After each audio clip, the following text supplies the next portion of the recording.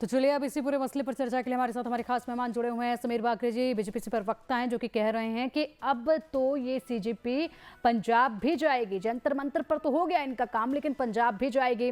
हमारे साथ अंश वत्स हैं, प्रवक्ता हैं कांग्रेस के। अंश, क्या अब पंजाब की बारी है? पिंकी जी, मैं एक ही बात कहना चाहूंगा। अभी तो ली अंगड़ाई है, आगे और लड़ाई है। अगर ये लोग सोच रहे हैं कि सिर्फ यहाँ पे संतुष्ट हो जाएंगे, तो नहीं, ऐसा नहीं है। हम सरकार को जिम्मेदार जवाबदेही बनाने पे जो है खड़े रहेंगे। कांग्रेस पार्टी, राहुल गांधी जी खड़े रहेंगे। आपको याद होगा कि आज राहुल गांधी जी ने प्रेस कॉन्फ्रेंस की थी, साढ़े 12 बजे के करीब उनकी प्रेस अंश कॉन्फ्रेंस हुई थी, जिसमें अंश उन्होंने आप कह कहा रहे हैं था कि कि राहुल उनके गांधी पास ये जी खबर। अंश एक सवाल इसी बीच में रहिए कि आप कह रहे हैं कि राहुल गांधी जी खड़े रहेंगे, लेकिन राहुल गांधी जी सीजेपी के प्रोटेस्ट में जंतर मंतर पर नहीं गए थे। उन्होंने अपना एक अलग मोर्चा खोला था। वो सीजेपी के साथ तो नजर नहीं आए, उनका तो जो अलग मोर्चा था। वो सिर्फ छात्रों को लेकर बात कर रहे थे। नहीं, आपको याद होगा जब राहुल गांधी जी ने जो भूख हड़ताल पे छात्र बैठे थे, उनके साथ उन्होंने मिले भी और उनके साथ उन्होंने प्रेस कॉन्फ्रेंस भी की। मैं उसी पे ही आ रहा हूँ। आज राहुल गांधी जी ने 12 बजे के करीब प्रेस कॉन्फ्रेंस की और ये कहा कि नरेंद्र मोदी जी जो है धर्मेंद्र प्रधान को कोई। For many reasons, but the main reason is that I believe today, the 25th of July 2026, is the day that the people of our country have started claiming their country back from those who have tried to destroy the constitution, from those who have tried everything to oppress and suppress the voice of our people. I believe that this is a victory for the youth of India. I am so proud of each one of them who has gone and stood there. They have done it exactly in the way that Mahatma Gandhi taught us. They have done it non-violently. Pellet guns were fired at them. Tear gas was fired at them. They were beaten with lathis. They had injuries, serious injuries, but they did not bend. The government had to bend to their will. And that is a lesson for every ruler of this country from now to forever. You have to listen to the will of the people. In this country, this is a democracy. The will of the people is paramount. There is nothing above it. No human being, no single leader, no dictator, no force can stop the will of the Indian people. Today, this has been proved by our students, by our young people. And they have stood there regardless, everywhere, not just in Delhi, across India. They have not cared about any political party, anybody who is trying to make politics out of it, anything. They have not cared. They have stood for what they believed was right. They have fought for what they believed was right. And this is their victory. I give them my compliments. We in the Congress party have tried our best to support them in the strongest way possible. Rahul Gandhi ji has been talking about this issue of paper leaks and exams for a long time. For a long time. I think it's been over 2 or 3 years that he's been raising this issue. So I think that I want to compliment him as well, because he has raised this issue and he has got the rest of us in the party, the NSUI, the Youth Congress, to not only support the students but to create a movement all across the country for the rights of students, for the reform of our education system. So now I think this is the beginning. But I'm really, really happy. I got a little bit emotional when I heard this news, because many times in these last 10 or 12 years I've thought to myself, when are our young people going to wake up? Look what is being done to our country. RSS is filling the entire educational system.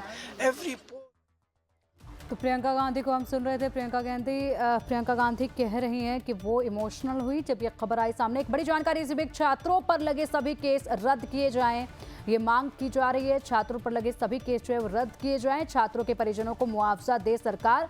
यहाँ पर अभिजीत तिपके ने ये ऐलान किया है मंच से कि देखिए, अभी तो हमारी इस्तीफे की मांग पूरी हुई है, लेकिन अभी 2 मांगे और हैं हमारी। छात्रों पर जितने भी केस लगे हैं उन सबको रद्द किया जाए और जो पीड़ित परिवार हैं उनको मुआवजा दिया जाए 1-1 करोड़ रुपए का। अंश, प्रियंका गांधी को हम सुन रहे थे। बड़ी जानकारी तो सामने आई है कि 2 और मांगे जो हैं वो अभिजीत दीपके ने रखी है मंच से। पहले सिर्फ इस्तीफे को लेकर थी, लेकिन अब इस्तीफा हो चुका है, तो उसके बाद अब वो कह रहे हैं कि हमारी ये 2 मांगे भी जो हैं वो मान ली जाएं। आप अपनी बात कंटिन्यू कीजिएगा। प्रियंका गांधी को भी अभी हम सुन रहे थे, जो कि कह रहे हैं कि हाँ, हम लोग लगातार इस प्रोटेस्ट में शामिल थे और साथ ही उन्होंने ये भी कहा कि जब ये खबर सामने आई तो काफ़ी इमोशनल हम हुए। लेकिन बड़ा सवाल ये है कि प्रियंका गांधी ने तो ये प्रतिक्रिया दे दी यहाँ पर। आप भी कह रहे हैं कि अभी तो ये शुरुआत है, अभी तो ये अंगड़ाई है, आगे और लड़ाई बाकी है। लेकिन क्या कांग्रेस राज में ऐसा कभी कुछ नहीं हुआ था क्या? देखिए, मैं कांग्रेस वाली चीज पे भी आऊंगा। पहले मैं एक चीज बता देता हूँ, ये जो जीत है, ये जीत है उन तमाम 20 बच्चों की जिनकी शहादत इस सिस्टम के फेलियर के कारण हुई है, जिन्होंने सुसाइड किया है, उन बच्चों की जीत है। ये जीत है उन तमाम छात्रों ने जिन्होंने लाठी डंडे पैलेट गन्स को झेला है। यहाँ पे मैं अगर बताऊं तो ये साहिल की जीत है, जिसको कल राहुल गांधी जी लेके भी आए थे, जिनकी आंखों का जो दुर्दशा जो है सरकार ने कर दी है, सरकार की, अमित शाह की पुलिस ने कर दिया कि एक आंख से वो अब देख भी नहीं सकता। उसके पूरे शरीर पे जो धब्बे, जिसको कल राहुल गांधी जी लेके आए। ये जीत है साक्षी की, जो आईसीयू में है राम मनोहर लोहिया हॉस्पिटल में। ये साक्षी की जीत है, ये तमाम उन छात्रों की जीत है जिन्होंने इस दमनकारी सरकार के लाठी डंडों को झेला।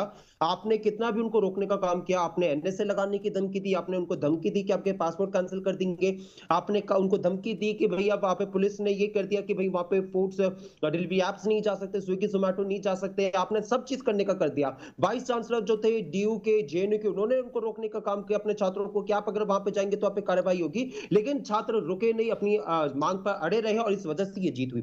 आपने यहाँ पे पूछा था कि कांग्रेस के राज्य में कभी ऐसा नहीं हुआ है, तो मैं आपको बता देता हूं राजस्थान का, क्योंकि बहुत ज्यादा जिक्र करते हैं। और आपको याद होगा कि जब राजस्थान में 2023 में जब चुनाव था, उस समय पर प्रधानमंत्री मोदी जी बहुत ही ज्यादा भावना में बह गए। उन्होंने कहा कि भैया मैं तो भैया ऐसा सिस्टम लेकर आऊंगा, इस सिस्टम को ऐसा दुरुस्त करूंगा पेपर लीक के खिलाफ कि भैया पेपर लीक होने से पहले ही दोषियों पे कार्रवाई हो जाएगी, ताकि पेपर लीक ही ना हो, ताकि बच्चों का भविष्य जो है वो बचाया जा सके।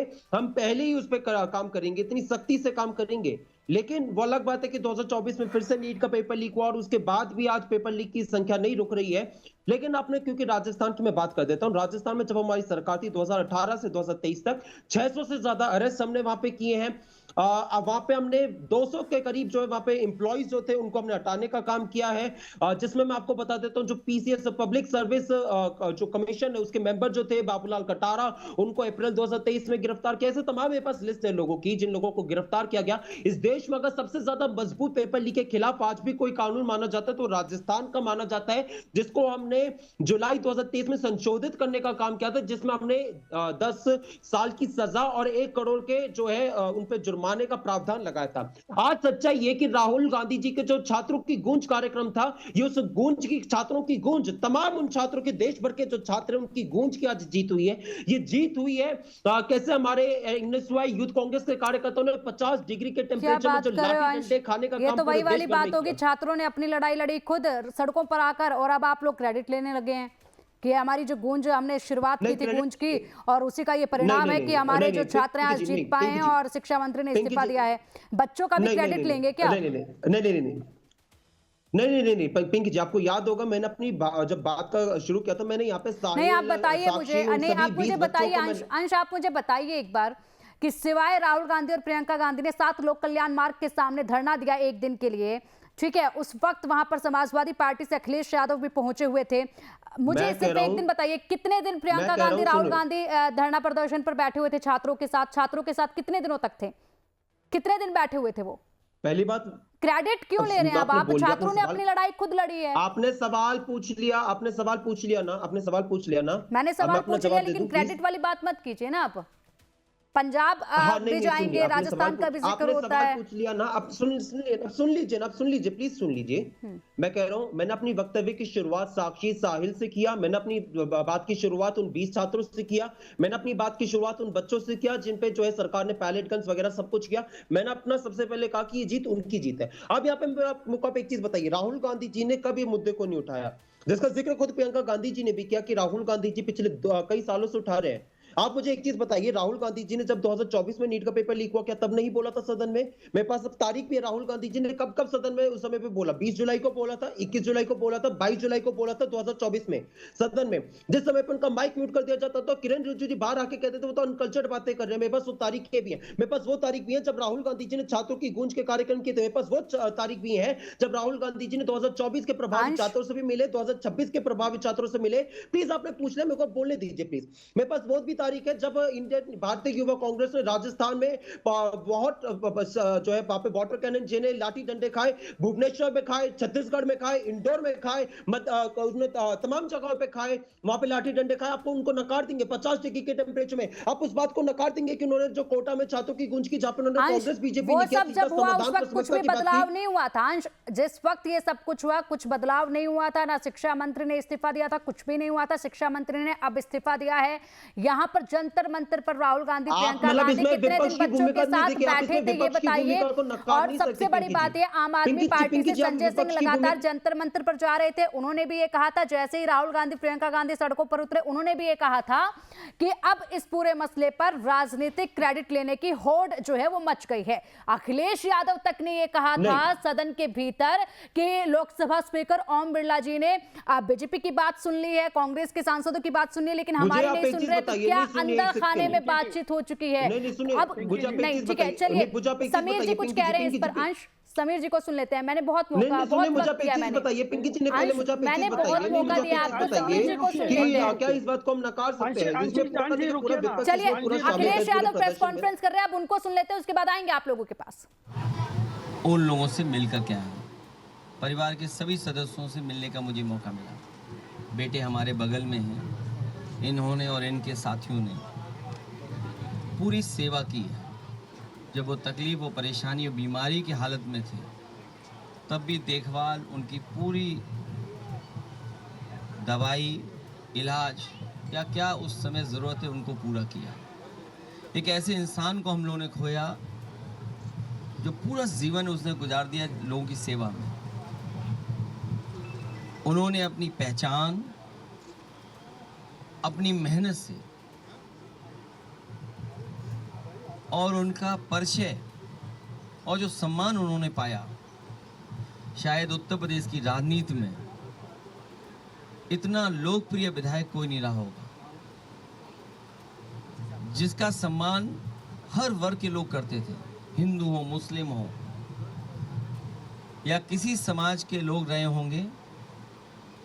उन्होंने हमेशा सम्मान किया। उनके बीच में विधायक जब भी गए होंगे, विधायक जी, उन्होंने कभी भी किसी तरह का भेदभाव नहीं किया। एक तरीके से सौहार्द कैसे बने रहे, भाईचारा कैसे बने रहे आपस में। तो ये आपने सुना, अखिलेश यादव यहाँ पर बोल रहे थे और अखिलेश यादव भी अब वही बातें कह रहे हैं। और अब कॉन्स्टिट्यूशन क्लब में बैठक होगी, ये एक बड़ी जानकारी निकलकर सामने आ रही है। 4 बजे का समय था, थोड़ी देर में सीजेपी और सरकार के बीच में बातचीत होगी। बड़ी खबर सामने इसको लेकर जो है पहले संशय ये देखा जा रहा था कि क्या अब ये 4 बजे की बैठक होगी और बैठक होगी तो इसमें अब क्या बात होगी। जाहिर सी बात है, यहाँ पर अभिजीत दीपके ने कह दिया है कि हमारी 2 शर्तें और हैं और उन 2 शर्तों पर हम आगे बात करेंगे। तो अब 4 बजे जब ये बैठक होगी तो इस बैठक से क्या निकल कर सामने आएगा, इस पर सबकी निगाहें टिकी हुई हैं। हमारे साथ हमारे खास मेहमान लगातार जुड़े हुए हैं। बीजेपी से प्रवक्ता समीर बाकरी हमारे साथ हैं और कांग्रेस से प्रवक्ता अंश वत्स हमारे साथ है। समीर जी, आपका रुक करना चाहूंगी। कुछ कह रहे थे आप, अंश के बातों पर अपनी बात पूरी कीजिएगा। अखिलेश यादव को भी हमने सुन लिया, प्रियंका गांधी को भी हमने सुन लिया है। हर किसी को ये लग रहा है कि बच्चों को इंसाफ हम ही ने दिलवा दिया। देखिए, अंश जी काफी युवा है, उनको शायद इतिहास की परख नहीं है, क्योंकि राजस्थान में 2018 से जो 2023 के बीच में करीब करीब 12 पेपर लीक्स हुए थे और प्रियंका गांधी जी वहां जाके एक भरे मंच पे जहां गहलोत जी भी बैठे थे, उन्होंने ये किया था कि भाई हम तो पेपर लीक रोक ही नहीं सकते, उनका ऑन रिकॉर्ड बयान है। तो अंश जी को मैं रिक्वेस्ट करता हूँ कि आप थोड़ा इतिहास का भी पढ़ाई करके आइए। और दूसरी बात कैसी है, इनके इसमें आप अपने नेता अरे मुझे आपके बीच में नहीं बोला ना, मोदी जी का भी भाषण सुन लीजिएगा जो उन्होंने राजस्थान में बोला था। आपके बीच में नहीं बोल रहा, भाषण सुन सकते हैं। मोदी जी ने क्या कहा था भाषण, मैंने बताया ना, मोदी जी ने कहा था कि हम तो पहली कार्रवाई कर देंगे कि पेपर लीक ना हो। समीर जी को सुन लेते हैं। आप बताइए ना, फिर 2024 में कैसे पेपर लीक हो गया? आप बताइए ना, फिर 2024 में कैसे पेपर लीक हो गया? आप बताइए ना कि उत्तराखंड में अभी कल परसों कैसे पेपर लीक हो गया? आप बताइए ना कि महाराष्ट्र में कैसे पेपर लीक हो गया? पूरी करने दीजिएगा, उसके बाद आएंगे आपके पास। जब आप बोल रहे थे, जब समीर जी नहीं बोल रहे थे, मोदी जी अपने भाषण नहीं सुन पाएंगे। देखिए, अंश ऐसे बातें नहीं समझ में आएंगी। अंश, आपको दूसरों को भी मौका देना होगा सुनने का, बोलने का। अंश, आप बेहद गलत कर रहे हैं। ऐसे बातें नहीं समझ पाएंगे, आप दोनों की आवाज नहीं आ पा रही है। क्या प्रधानमंत्री मोदी जी इस बात को इनको स्वीकार आप कर चुप सकते हैं कराइए, कि हाँ बिहार में इनको पेपर चुप लीक हुआ है? कराइए, अंश इनको चुप कराइए। मैं अंश इनके बीच वक्त में नहीं ऐसे बोला। डिस्कशन ये नहीं झूठ हो बोल रहे पाएगा, थे, चर्चा ये ऐसे नहीं झूठ हो बोल रहे पाएगी, थे, आपको मैं इनके रुकना बीच में होगा। नहीं बोला। समीर बाकरे जी को उनकी बात पूरी करने दीजिए, उसके बाद मैं आपके पास आऊंगी। आप दोनों की आवाज बिल्कुल साफ नहीं आ पा रही है, ना ही कुछ समझ पा रहे हम लोग, ये सिर्फ समय की बर्बादी है। आएंगे आपके पास अंश, आएंगे आपके पास। एक बार आप समीर बाकरे जी को आराम से सुन लीजिएगा, उसके बाद आप उनका जवाब दीजिए। समीर जी। देखिए अंश जी, आप अपने टर्न पे बोलिए, मुझे अपना मुद्दा रखने दीजिए। तो कांग्रेस पार्टी की प्रियंका गांधी ने ओपन इसमें कहा था जहां अशोक गहलोत जी बैठे थे। दूसरी बात ऐसी है कि एनसीआरबी का डाटा है कि कांग्रेस के 10 साल के इसमें 2,500 छात्रों ने आत्महत्या की है। देखिए कोई नंबर गेम नहीं है, एक छात्र की हत्या भी दुर्भाग्यपूर्ण है, गंभीर है, देश के लिए शर्मनाक है। लेकिन क्या है, कांग्रेस पार्टी इतिहास में झांकती नहीं है। कांग्रेस पार्टी में कर्नाटक में पेपर लीक हुए, कांग्रेस के राज में तेलंगाना में पेपर लीक हुए, कांग्रेस के राज में केरला पे स्टूडेंट पे लाठीचार्ज हो गया। तो कैसा है, देखिए स्टूडेंट के भविष्य के साथ भारतीय जनता पार्टी हमेशा रही है। समीर बाकरे जी स्टूडेंट के आऊंगे भविष्य के आपके लिए पास। जो फिलहाल करना एक रहा, बड़ी हम जानकारी करेंगे। सामने आ रही है, एक बड़ी जानकारी सामने आ रही है। देवेंद्र फडणवीस को यहां पर दिल्ली बुलाया गया है, यानी कि बड़ी जिम्मेदारी उन्हें क्या दी जा सकती है, ये सवाल। देवेंद्र फडणवीस को दिल्ली में बुलाया गया है। एकनाथ शिंदे भी यहां पर पहुंचेंगे। ये खबरें हैं कि एकनाथ शिंदे और देवेंद्र फडणवीस दोनों ही दिल्ली के लिए रवाना हो चुके हैं। देवेंद्र फडणवीस को दिल्ली बुलाया गया है, एकनाथ शिंदे जो हैं वो भी दिल्ली के लिए रवाना हो चुके हैं और दिल्ली पहुंच रहे हैं। जाहिर सी बात है, एक इस्तीफा हुआ है तो दूसरी तरफ यहां पर इन दो दिग्गजों का दिल्ली में आना, क्या बड़ी जिम्मेदारी दी जाएगी, किसे दी जाएगी, ये सवाल है। इस वक्त हमारी ज्यादा जानकारी के लिए हमारे सहयोगी मनीष का रुख करेंगे। मनीष, क्या अपडेट? देखिए, मैं आपको बता दूं कि जिस तरीके से अभी बड़ी खबर आई है, धर्मेंद्र प्रधान ने जो इस्तीफा दिया है, इसके बाद अभी तक जो जानकारी मिल रही थी, देवेंद्र फडणवीस का ऐसा कुछ दिल्ली का दौरा पहले से कुछ डिसाइड नहीं था। महाराष्ट्र के पंढरपुर और कुछ जगहों पर हाँ उनका दौरा था, ऐसा खबर आया। लेकिन ये अचानक से जिस तरीके से खबर आ रही है कि वो दिल्ली पहुंच रहे हैं, तो वो भी ऐसे समय में जब इतने बड़े मंत्री ने इस्तीफा दिया है, तो निश्चित तौर पर ये आशंका जताई जा रही है कि कैबिनेट में कुछ क्या बदलाव होने जा रहा है, क्या आने वाले जो अभी क्योंकि सत्र ही चल रहा है संसद का, तो ऐसे में क्या कुछ चेंजेस हो सकते हैं। अब इसको लेकर अटकलें तेज हैं, क्योंकि हमने कल भी देखा कि इससे पहले भी महाराष्ट्र में जो बाकी नेता हैं, चाहे वो संजय राउत या बाकी जो नेता हैं अपोजिशन के, वो बार बार बीच में कहते रहे हैं कि देवेंद्र फडणवीस को केंद्र में जगह मिल सकती है, हो सकता है कि वो केंद्र में चले जाएं। लेकिन फिलहाल कुछ दिनों पहले खबर आई थी कि और मायावती के नेताओं की तरफ से कहा गया कि ऐसा कुछ नहीं होने वाला, देवेंद्र फडणवीस भी महाराष्ट्र के सीएम ही रहेंगे। लेकिन ऐसी स्थिति में जब इतनी बड़ी खबर आई है और अचानक से देवेंद्र फडणवीस को दिल्ली जो है वो बुलाया गया है, तो ये निश्चित तौर पर कई सारे अटकलें और आशंकाएं पैदा करता है कि क्या वाकई में जो बातें सिरबुगाहट काफी समय से महाराष्ट्र में चल रही थी, क्या उस दिशा में कोई पहला कदम उठने जा रहा है। क्या देवेंद्र फडणवीस अब केंद्र की राजनीति में क्या जाते हुए दिखाई देंगे। तो बहुत सारे सवाल जो हैं वो सामने आ गए हैं। हमने कोशिश ये भी की पता करने की क्या वजह हो सकता है, क्या कारण हो सकता है। तो अभी फिलहाल कोई महाराष्ट्र के मुद्दे पर कोई ऐसी जानकारी नहीं है कि यहाँ का कोई मुद्दा लेकर के वो दिल्ली गए हों, तो ठीक है, इसीलिए ज्यादा आशंका बन रही है। जी ठीक है, यानी कि बड़े अपडेट अभी निकलकर सामने आएंगे, इंतजार करना होगा। मनीष, बहुत शुक्रिया आपका इन तमाम जानकारियों। और चलिए अब सीधा रुक करते हैं प्रेस कॉन्फ्रेंस का। अखिलेश यादव इस वक्त प्रेस कॉन्फ्रेंस कर रहे हैं, क्या कुछ कह रहे हैं, सुनते हैं। को भी लीगल कराएंगे।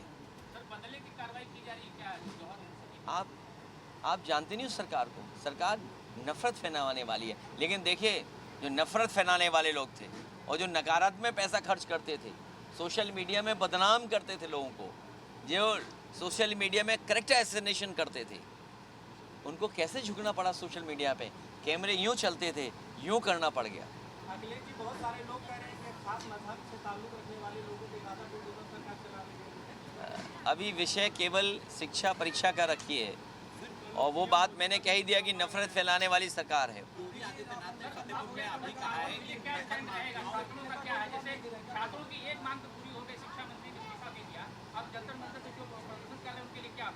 अभी क्योंकि परिवार से मैं मिला हूँ, मुझे उम्मीद है कि जो जिन बच्चों ने सुसाइड किया है, सरकार तो परिवार की तरह चलती है, सरकार अहंकार से नहीं चलती है, सरकार अहंकार नहीं हो सकती है। इसलिए जो मांग बच्चों की रही है, छात्र युवाओं की, कि जिन्होंने आत्महत्या जान चली गई उनके परिवारों की मदद करें, और स्वाभाविक है, हर सरकार मदद करती है, तो मदद करेंगे। हमें उम्मीद है कि वो मदद करेंगे। योगी का बयान आया है कि शिक्षा माफियाओं को समाजवादी पार्टी को कांग्रेस में संरक्षण दे सकती है। देखिए, आपसे समझदार कोई नहीं है। हालांकि कुछ समझदार चैनल ज़्यादा करीब थे, उनको थोड़ा सबक मिला है दिल्ली में या और जगह पर। हालांकि हम ये बात नहीं कह सकते हैं, लेकिन मैं आपसे कहूँगा कि ये वक्त आपका भी था कि क्रेडिबिलिटी आपको भी बचानी थी। तो ये जो संकट से आप लोग बचे हो, हमें उम्मीद है इस प्रदर्शन के बाद आप लोगों में भी बहुत सुधार आएगा। जो बात अध्यक्ष जी, अब हम पॉलिटिकल बात करते हैं। जो अभी बहुत कम समय पड़ा है, 2027 का चुनाव आना है, तो पार्टी किस तरीके से जा रही है, क्या है? हमें पूरा भरोसा है, जनता ने विकास देखा है, बदलाव के लिए मतदान करेंगे। और मैं बहुत उदाहरण देता हूँ सामान्य, इसी आजमगढ़ को जोड़ने वाला एक्सप्रेसवे बना, जैसा हम लोग बनाना चाहते थे वैसा नहीं बना। इसके आसपास जो विकास होना चाहिए था वो नहीं हुआ। मान लीजिए मंडी बन जाती, कल को कारखाने उद्योग आ जाते तो चीज़ें बदलने लगती। डेयरी को लेकर के काम होता, मंडियों को लेकर के काम होता और सुविधाएं दी गई होती तो शायद कारखाने उद्योग इस तरफ भी आते, लेकिन वो चीज़ें पूरे नहीं की। जो आज बिजली मिल भी